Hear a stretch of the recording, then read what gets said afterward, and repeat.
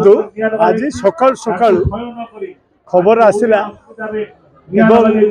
प्रकृत खबर मध्य आसी विजु पट्टनायक पाटनागढ़ ठारे गोटे प्रतिमूर्ति रे किसी दुर्गत निया लगे दीजिए। आपण मान जानती जे महांगार ये गंडी मुंड अलगा होता यहाँ द्वितीय घटना है। एथिर स्पष्ट प्रमाणित होची जो माने घटना घटाऊँ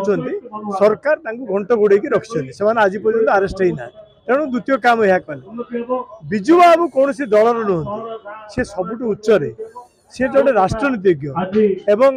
सबू दलर नेता माने अति उच्च प्रशंसा करते तेणु विजु बाबू भली जड़े महान नेतांकर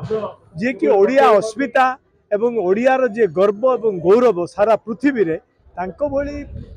प्रतिमूर्ति रे तांकर प्रतिमूर्ति रे एभली हीन चक्रांत एभली हीन काम करिवार अति जघन्य एवं नुघन्य काम तेणु दृढ़ निंदा करुच्ची एवं दृढ़ दाबी करुचु विजु जनता दल तरफ जे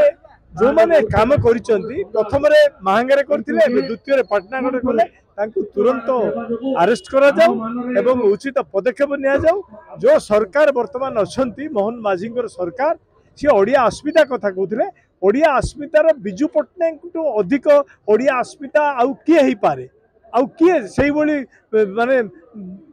ओडिया अस्मितार प्रकृत चिन्ह गर्व गौरव विजु पट्टनायक अधिक किए अच्छे कि तेणु तार जदि प्रतिमूर्ति रे निया लगाई दे पार्टी प्रतिमूर्ति को गंडी पुंड अलग कर दिया कि ओडिया अस्मिता कथा माने कहते तेणु सरकार को जो भुआ माने लोक भुआ बुलाऊँ सरकार तेणु एथुरु निवृत्त रुहंतु जो जो प्रतिश्रुति देते तो किसी पालन कलेनी ये हीन चक्रांत हीन उद्यम हीन काम एगुड़ाक लोक केबे ग्रहण करेंगे ना तेणु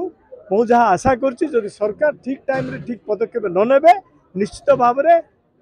जनसाधारण विजु जनता दल तो नुहे जनसाधारण राजरास्ता को ओल्लैबे एवं राजरास्तार जो अवस्था हम जो आईन श्रृंखला परिस्थिति हम सरकार ही दायी रही।